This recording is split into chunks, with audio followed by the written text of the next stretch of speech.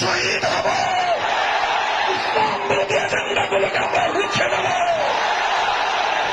প্রস্তুত থাকবেন তো ইনশাআল্লাহ।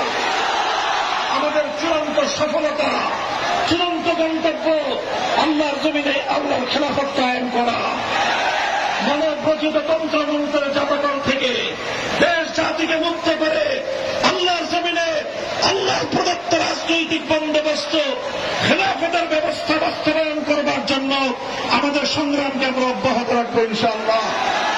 বাংলাদেশ খেলাফত মজলিস, যুব মজলিস, ছাত্র মজলিসের পতাকা তলে সংঘবদ্ধ হয়ে এই সংগ্রামকে সামনের দিকে অগ্রসর করবার জন্য আপনারা প্রস্তুত থাকবেন তো ইনশাআল্লাহ। ইনশাআল্লাহ আমরা আছি আপনাদের সাথে। দেখা হবে রাজপথে, কথা হবে স্লোগানে ইনশাআল্লাহ। খোদার আকাশ, খোদার জমিন,